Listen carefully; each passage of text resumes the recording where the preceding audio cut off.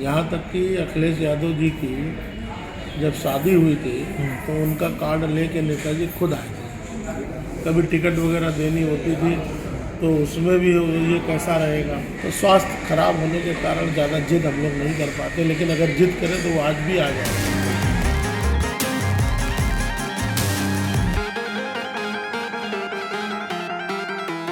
मुलायम सिंह यादव फिलहाल सक्रिय राजनीति से दूर हैं, लेकिन उनके बहुत सारे पुराने किस्से जब वो मुख्यमंत्री हुआ करते थे या उससे पहले जब केंद्र सरकार में मंत्री थे काफ़ी चर्चित रहे हैं। हमारे साथ इस समय एक ऐसी शख्सियत हैं जिनसे उनका मिलना जुलना लगातार रहा है। ये एक ढाबे के मालिक हैं, उनसे हम बात करेंगे।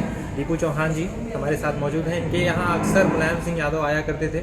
ये बता रहे थे कि यहाँ से जब भी मुलायम सिंह यादव का काफिला गुजरता था वो इस ढाबे पर ज़रूर रुकते थे और भोजन करते थे। यहाँ पे काफ़ी देर तक चाय और चाय पे चर्चा भी चलती थी।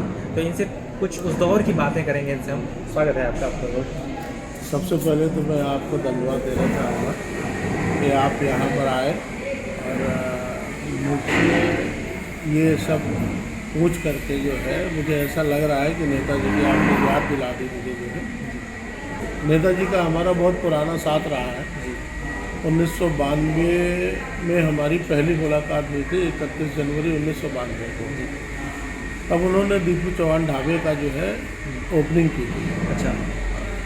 फिर उसके बाद नेताजी पहले एक बार मुख्यमंत्री रह चुके थे, इसके बाद 2 बार फिर वो मुख्यमंत्री बने, भारत सरकार के रक्षा मंत्री बने। लेकिन उनका स्नेह प्यार हमेशा बढ़ता रहा और हमें हमेशा उनका आशीर्वाद मिलता रहा। जब भी वो आते थे जो है तो इटावा और लखनऊ का एक ही रास्ता हुआ करता था उस समय। तो ये भौती से होके ही गुजरते थे। तो जब कभी भी होता था जो है लखनऊ से अगर आ रहे होते थे तो फ़ोन हो जाता था कि दीपू कहाँ हो, मैं 2 घंटे में पहुँचूँगा। तो हम अपनी पूरी तैयारी के साथ में चूना वगैरह डलवा करके जो है पूरे ढाबे पे और लोगों को बता करके, जो कानपुर के लोग होते थे, विधायक और सांसद पार्टी के जो मुख्य लोग होते थे, अगर उनको बुलाने को कहते थे तो बुला लेते थे और नहीं फिर उनका इंतज़ार करते थे। फिर नेताजी आते थे तो 1-1 घंटे 2-2 घंटे बैठा करते थे। यहाँ तक कि अखिलेश यादव जी की जब शादी हुई थी तो उनका कार्ड लेके नेताजी खुद आए थे। अच्छा, किस तरह की चर्चा करते थे वहाँ जब भी आते थे? तो राजनीतिक चर्चाएं होती थी कि व्यक्तिगत चर्चाएं होती थी कि ऐसे ही? नहीं, राजनीतिक चर्चा, देखिए राजनीतिक व्यक्ति राजनीतिक चर्चा ना करे ऐसा कैसे हो सकता है। लेकिन राजनीतिक चर्चाएं भी होती थी, व्यक्तिगत चर्चाएं भी होती थी, पारिवारिक चर्चाएं भी होती थी।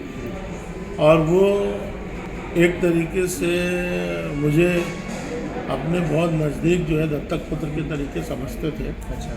और स्नेह और प्यार हमेशा भरपूर देते थे।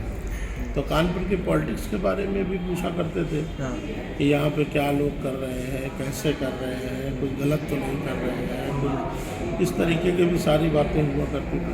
कभी टिकट वगैरह देनी होती थी तो उसमें भी ये कैसा रहेगा, वो व्यक्ति कैसा रहेगा, तो गुपचुप रिपोर्ट ले लिया करते थे। अच्छा, मैं यही पूछना चाह रहा था, जैसे बहुत सारे नेताओं की ऐसी कहानियाँ प्रचलित हैं कि वो अपने आसपास के लोगों से, दोस्तों से, कई बार जो प्रशासनिक मसले होते थे उनसे भी संबंधित सलाह लेते थे। तो क्या ऐसा हुआ कि मुख्यमंत्री रहते हुए या फिर उसके पहले कुछ इस तरह की सलाह आपसे ली हो कि अगर ऐसा करें तो कैसा रहेगा? नहीं, इतना बड़ा तो मैं कभी नहीं रहा कि उनको सलाह दूँ। लेकिन ये है कि यहाँ के बारे में वो पूछ लिया करते थे कि दीपू क्या चल रहा है। अच्छा। और फला व्यक्ति कैसे काम कर रहा है, फला व्यक्ति कैसे काम कर रहा है। और कई बार हमारी जो बुराइयां लोग जाके करते थे तो उस बारे में भी कहते थे कि रिपोर्ट तुम्हारी मिली हुई है कि तुम बीजेपी पार्टी में, पता चला सरला सिंह के यहाँ शादी है, कानपुर की मेयर थी और उनके यहाँ तुम्हारे यहाँ कार्ड आया तुम्हारे यहाँ। तो हमने कहा कि हाँ हमारे यहाँ कार्ड आया है। तो हमने कहा उनसे हमारे पर्सनल संबंध है, पारिवारिक संबंध है, तो ये तो मिलना जुलना होता ही रहा। फिर बोले हंस के जो है वो तो मेरे यहाँ भी आया है, मुझे भी जाना है, चलो चलेंगे जो है। तो इस टाइप में जो है हुआ करते थे नेताजी। लेकिन एक आम आदमी के हिसाब से जब वो मुख्यमंत्री होने के बाद भी कभी ऐसा महसूस नहीं हुआ कि वो बहुत जो आज के आधुनिक युग है, जिस तरीके से देखो कि एक विधायक से मिलना मुश्किल होता है, एक सांसद से या एक मंत्री अपने आप को मुख्यमंत्री से ऊपर समझता है, नेताजी में कभी ये नहीं देखा। नेताजी मुख्यमंत्री रहे, 3 बार रक्षा मंत्री रहे, लेकिन हमेशा ये एहसास हुआ कि वही शालीनता, वही प्यार और वही दुलार हमेशा उनका बना रहा। यहाँ तक कि अभी मैं 22 नवंबर को उनके जन्मदिन पे जो है लखनऊ गया था। तो लखनऊ में दसियों हज़ार की भीड़ थी, लेकिन फिर भी जो है जब हमने अपनी स्लिप भेजी तो घर के अंदर जो है मुझको बुलाया गया। बुलाने के बाद में फिर नेताजी ने तुरंत पहचान लिया और पहचान के 4-5 फ़ोटो खिंचवाई और स्नेह से प्यार से उन्होंने जो है पूछा कैसे हो, होटल वगैरह कैसा चल रहा है। हमने कहा कि अब आपके आशीर्वाद से बड़ा होटल बना दिया है और दीपू चौहान फूड कोर्ट के नाम से है, तो जब मौका मिले तो उसका जो है उद्घाटन आप करिए, जो है उसका जो है इनॉग्रेशन करिए। तो स्वास्थ्य खराब होने के कारण ज़्यादा जिद हम लोग नहीं कर पाते, लेकिन अगर जिद करें तो वो आज भी आ जाएंगे। कितना उनका प्यार है। पॉलिटिक्स में अब बहुत ज़्यादा एक्टिव नहीं है मुलायम सिंह जी, तो उनको कितना मिस करते हैं पॉलिटिक्स में? बहुत मिस करते हैं उनको याद करते हैं? हाँ, बिल्कुल याद करते हैं। नेताजी के अंदर एक खास बात रही कि नेताजी अपने से छोटों को बहुत प्यार और बहुत स्नेह देते रहे। आज भी जो लोग भी उनके सानिध्य में रहे हैं वो उनका प्यार और स्नेह भूल नहीं पाए। तो जीवन में देखिए सम्मानित आदमी के लिए और कुछ चाहिए नहीं होता है। हम लोग तो जीवन में सम्मान के भूखे हैं और सम्मान ही इच्छा रहती है और सम्मान ही चाहते हैं। वो नेताजी ने हमेशा दिया जो और नेताओं में नहीं है, और उनमें आज भी कूट कूट के भरा है। उनके जीवन से कुछ जुड़ा कोई किस्सा, बहुत दिलचस्प किस्सा जो आप बताना चाहते हैं लक्ष्मण को? और सबसे बड़ी बात तो ये है कि जैसे इतने बड़े नेता होने के बाद भी हमारे यहाँ पे 2 किलोमीटर आगे जो है एक जगह पड़ती है जिसको बोलते हैं सचेंडी। सचेंडी में गर्ग साहब का फार्म है।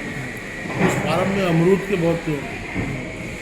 तो नेताजी की आदत क्या थी, जब वो आते थे तो वो खुद जो है अपनी गाड़ी रुकवा के और सभी ठेलिया वाले जो थे उनसे सबसे 5-5 किलो अमरूद लिया करते थे और सबसे पर्चे किया करते थे। तो कई बार गांव के लोग जो है वहाँ पर आ करके नेताजी से मिलने लगते थे, चर्चा करने लगते थे, तो उनसे भी वो पूछने लगते थे, अच्छा ये बताओ तो तुम्हारी विधानसभा में किसको टिकट दिया गया, हाँ कौन है जो लड़ पाएगा। तो इतने ज़मीनी नेता थे कि मतलब ज़मीन के लोगों से हकीकत को उगलवा लेते थे और उस तरीके से सारे टिकट वगैरह वितरण करते थे।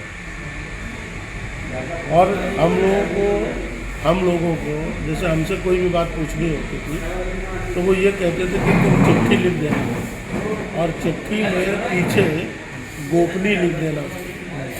गोपनीय, तो जब गोपनीय लिख देंगे आप जो है तो वो चिट्ठी हमें मिल जाएगी और उसे कोई नहीं खोलेगा और हम पढ़ लेंगे। तो फिर उसके जवाब आया करते थे। और मुझे कोई भी चीज़ लिखनी होती थी तो मैं उनको पत्र भेजता था, उसमें गोपनीय लिख देता था तो उसके जवाब आ जाते थे हमारे पास। और जब समय मांगते थे तो समय मिल जाता था। उस समय मिलने पे फिर नेताजी से अकेले बात होती थी। तो ये नेताजी में खासियत कल भी थी और आज भी है।